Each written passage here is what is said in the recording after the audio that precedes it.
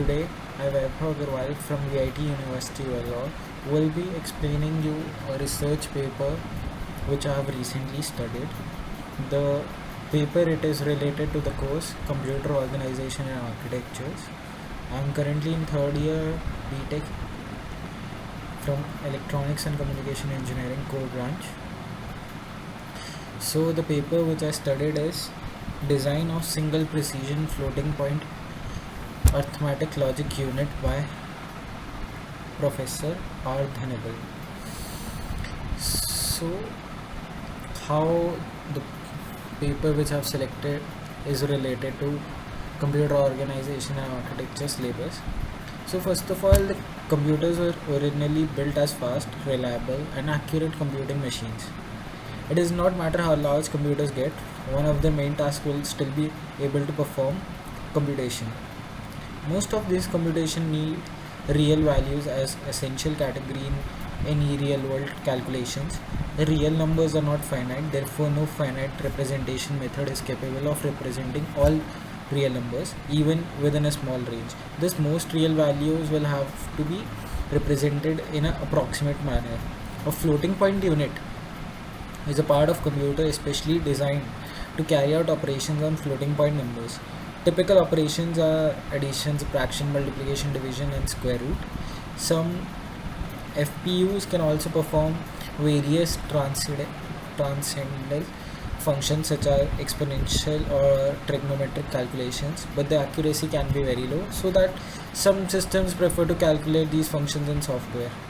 In general purpose computer architectures, one or more FPUs may be integrated as execution units within the central processing unit. However, many embedded processors do not have hardware support for floating point operations. This paper presents the design of a single precision floating point arithmetic logic unit. The operations are performed on 32-bit operands. The algorithms of addition, subtraction, division and multiplication are modeled in Verilog HDL using ModelSim. An efficient algorithm for addition and subtraction module is developed in order to reduce the number of gates used. The RTL code is synthesized using Synopsys RTL compiler for 180 nm TSMC technology with proper constraints. So the existing architectures in the paper using Microsoft. So this is the flowchart here. You guys can go and have a look. This is a flowchart for addition or subtraction. Now we have a flowchart for multiplication. Here it is. Now we have a flowchart here for division. So the tabulated results and graphs using Microsoft Suite in encapsulated PostScript file format. So the graphs are as follows. Waveform for addition module. Here you can see I've performed addition. This is the waveform for subtraction module. Here you can have a look at the subtraction part, like this minus this is equivalent in this. Now we have a waveform for multiplication, this and this. Similarly for division, this and this. So the proposed architectures discussed in the paper are as follows. So this is it. The transistor level internal diagrams are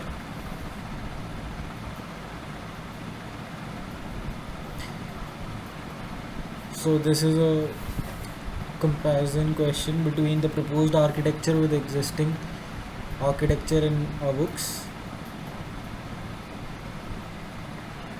FPU and FXU execute instructions concurrently. The FPU is not a coprocessor. FPU and FXU share instruction buses. FPU and FXU synchronize on all interruptible operations. Decoupled FPU and FXU execution units avoid interlocks, register renaming, store data queue. These were the various operations or various advantages of it. List of advantage on the proposed again. So here it is given in detail. I've mentioned it here. In short, it is offers high performance, generally reduces logic consumption, requires higher level of pipelining, thus reducing overall latency, also providing a higher frequency implementation. The merits and demerits of the proposed techniques are as follows. Again, the merits are high performance, reduced logic consumption, and the demerits are some of the areas which could be worked on include large precision, complexity of design, big cancel management, and complex rounding processes are the demerits. The only demerits of the yet faced is that it would be expensive to enroll into a hardware environment. List of the applications of the reduce will allow for increased functional density, absolute number of functions. The mapping of the arithmetic portions of the functions to almost entirely embedded features will reduce soft logic placement issues, thereby increasing the computational density. Now the flowchart for the same is given. I've also mentioned this earlier. Thank you guys. I hope you guys are staying at home, staying safe. The pandemic is still going on. Please take care, guys. Thank you.